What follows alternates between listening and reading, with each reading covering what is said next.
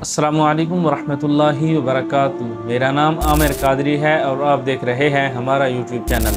सबसे पहले करीम आका अलैहिस्सलाम की ज़ात मुक़द्दसा पर दुरूद पाक का नजराना पेश कर लेते हैं। अल्लाहुम्मा सल्ली व सल्लिम व बारिक अला सय्यिदिना व मौलाना मुहम्मदिन मादिनिल जूद वल करम व अला आलिहि व सहबिहि व बारिक व सल्लिम। उम्मीद है कि आप खैर व आफियत से होंगे।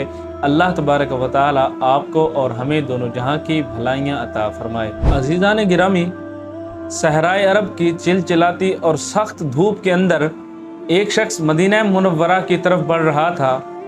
तो गर्मी शिद्दत के साथ पड़ रही थी, तो उसने देखा कि एक गुलाम एक सवारी पर सवार होकर वो भी मदीना मुनव्वरा की तरफ जा रहा है।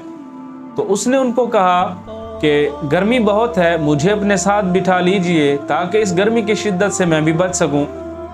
तो उस जो सवार था, जो सवारी पर बैठा हुआ था, उसने इस शख्सियत को पहचान लिया।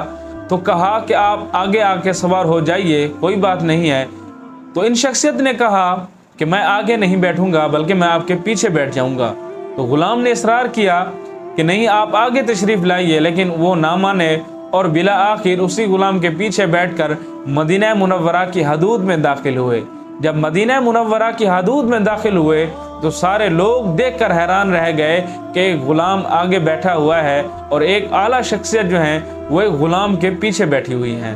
अजीज़ान गिरामी, ये पीछे बैठने वाला शख्स कोई आम न था, कोई आम आदमी ना था, बल्कि ये वो एक ऐसी हस्ती थी कि जिसने कुफ्र गुमराही के शहरों के अंदर हिदायत की शमा जलाई, कैसर व किसरा के गुरूर को खाक में मिलाया। ये वो हस्ती हैं कि जिनके दौरे हुकूमत के अंदर 1000 से ज़ायद शहरों को फतह किया गया और 4000 से ज़ायद मसाजिद की तामीर की गई। तो ये वो अजीम हस्ती हैं कि जो इस्लाम के दूसरे खलीफा भी हैं, इमामुल आदिलीन हज़रत सैयदना उमर फ़ारूक आज़म रदियल्लाहु ताला की ज़ात मुक़द्दसा थी। अज़ीज़ान गिरामी, हज़रत उमर फ़ारूक आज़म रदियल्लाहु ताला की आजिज़ी और इनकिसारी का अंदाज़ा आप इसी बात से लगा सकते हैं कि एक शख्स बार बार इसरार कर रहा है कि आपको मकाम व मर्तबा ये नहीं है, आप पीछे ना बैठें, आप आगे आ जाएं। उसके इसरार के बाद भी आपने पीछे बैठना गवारा किया, उसको आगे ही किया।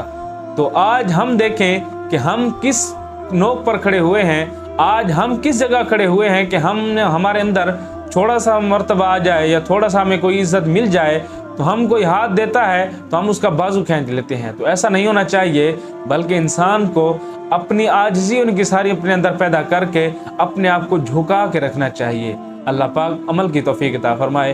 अहबाब ज़िवाकार, अपने दुनियावी कामों के साथ साथ अपनी नमाज़ों को फ़ौक़ियत दिया करें, उनको उनके औक़ात में अदा किया करें। अल्लाह पाक अमल की तौफीक अता फरमाए। अस्सलामु अलैकुम वरहमतुल्लाहि वबरकातुहू।